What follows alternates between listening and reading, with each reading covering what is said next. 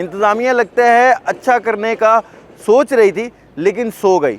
हम इस वक्त ओल्ड दुनियापुर रोड पर मौजूद हैं, जो काफ़ी खस्ता हाल था और लोगों की यहाँ पर ये दरीना ख्वाहिश थी कि इस रोड की तामीर की जाए। इंतज़ामिया ने वो चीज़ सुनी और यहाँ पर जो रोड है उसको तोड़ने का अमल शुरू हुआ और कहा गया कि इसकी तामीर नो की जाएगी।